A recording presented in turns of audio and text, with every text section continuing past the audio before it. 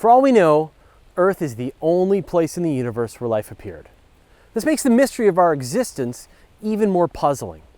What were all the factors required to bring about the first life forms on our planet and encourage the evolution of more complex, intelligent life forms? We needed a calm and reasonable sun, solid ground, nice temperatures, the appropriate chemicals, and liquid water, possibly drinks and palapas served in pineapples with little umbrellas. What about the moon? Is the moon a necessity for life in any way? To the best of our knowledge, our moon was formed when a Mars-sized object smashed into the Earth about 4.5 billion years ago.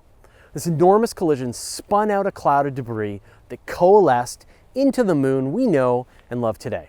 Back then, the moon was much closer to the Earth than it is today, a mere 20 to 30,000 kilometers, a fraction of its current distance.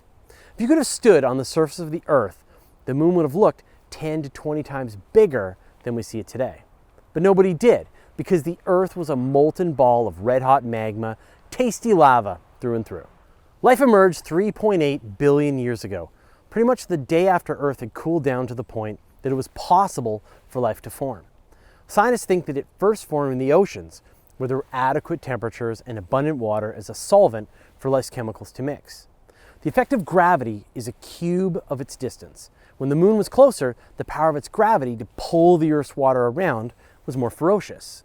But what impact has this gravity had on our world and its life? Do we need the moon to make the magic happen? Turns out we might owe our very existence to it, because its pull of gravity might have set our plate tectonics in motion. Without plate tectonics, our planet might be more like Venus, toasty and dead. It raises the level of the world's oceans towards the equator. Without this gravity, the oceans would redistribute, raising levels at the poles. It's also slowed Earth's rotation on its axis. Shortly after its formation, the Earth turned once every 6 hours. Without that moon to slow us down, we'd have much more severe weather. It stabilized the Earth's rotation on its axis. It's possible that the Earth might have rolled over on its axis on a regular basis, causing a complete redistribution of the Earth's water. Astronomers think this happened on Mars because it never had a large moon to stabilize it.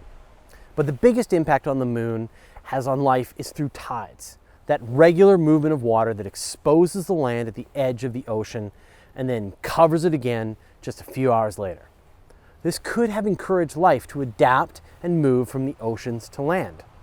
One of the most subtle effects from the moon is what it has done to life itself. Nocturnal animals behave differently depending on where the moon is in the sky during its 29.5-day cycle. When the moon is full and bright, prey fish stay hidden in the reef when they'd be most visible. And amazingly, lions are less likely to hunt during the full moon. And researchers have found that lion attacks on humans happen 10 days after the full moon. And many bats will be less active during the full moon. With so many species on Earth affected by the moon, it's reasonable to think that there would have been a different evolutionary direction for life on Earth over the eons, and humans might have never evolved. It's like the moon is important after all, important to the geology of Earth and important to the evolution of life itself. As extrasolar planet hunters search for new worlds and determine their viability for life, they might want to focus on the worlds with moons first. So what impact has the moon had on your life? Put some anecdotes in the comments. Don't forget to stick around for the blooper. Thanks for watching. Click subscribe or like it on Facebook. Never miss an episode. If you're into other videos about the moon, here's a link to our lunar playlist. Thanks to Frederick Sadler, Marie Holt, and the members of the Guide to Space community who keep these shows rolling. Love space science? Want to see episodes before anyone else? Get extras, contests, and shenanigans with Jay, myself, and the rest of the team. Get on the action. Click here. Possibly drinks and palapas served with pineapples with little umbrellas.